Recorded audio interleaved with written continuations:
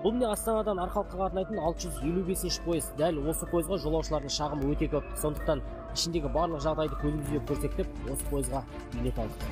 Бұл пойызға мінуіміздің нақты себебі бар. 10 күн бұрын әлеуметтік желілерде мына бейне түсірілім тараған.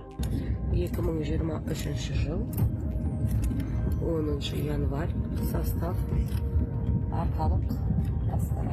Бұл сол кездегі 30-35 градус аяздағы көрініс. Біз мінгенде күн жылы болғасын ба, терезеде қырау болмады. Бірақ темір дөңгелектеріне мұз қатқан пойызбен жолға шықтық.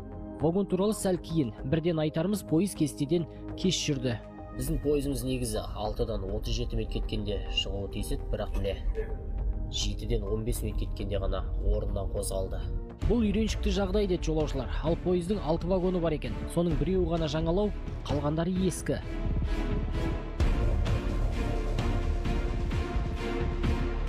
Өткенде бара жатырмын, Алматыға өліп бардым барғанша. Матрастарды дұрыстап жаңартуға болады. Жастықтары жастық сияр жоқ мысалы.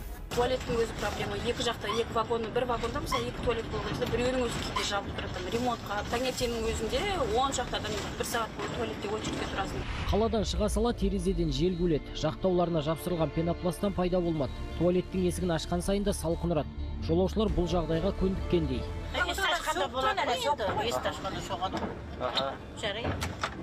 Үйреніп кеттіңіздер ме? Үйренеміз ғой енді, не істейміз, үйренеміз.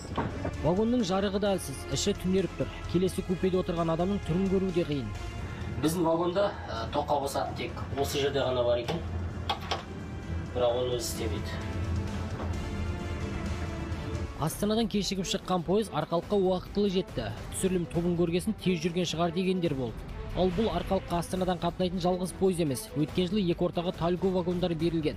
Бірақ көпшілік ол ыңғайсыз дейді. Тальго дегенге вообще мен ұнатпаймын оған. Неге? Неге ұнатпайсыз? Іші тар ма бірдеңе. Бізге келмейді. Бізге келмейді екен. Біз қазақпыз, бала шағамыз бар. Апарамыз, апаратын затымыз болады балаларымызға. Тальго қымбатырақ, редко барамыз Тальгомен. Қанша бағасы? Бұл бір ғана пойыздың жағдайы. Ал біз әлеуметтік желіге қай қалаға жүретін пойыздар ескі деп сауал тастағанбыз. Астана, Семей, Қостанай, Алматы, Көкшетау, Қызылорда, Павлодар, Қызылорда сынды бірнеше бағыттағы пойызға шағымданғандар болды. Ресми мәлімет бойынша еліміздегі пойыз вагондарының 35%-дан астамы 30 жылдан бері қолданылып келеді. Ал 60%-дан астамы орташа деңгейде тозып тұр. Мысалы, мына вагон 1994 жылы шығарылған. Ал былтыр қолданылу мерзімі 2038 жылға дейін созылған. Советтен қалған вагонымыз ба, құдай білсе қайда қалған вагон енді. 10 жылдан бері қатынаймын, ешқандай өзгеріс жоқ. Қайтарда билетіміз жоқ, ала алмадық. Өткенде шалымызбен екеуміз Алматыға шейін барғанда сорымыз қайнаған.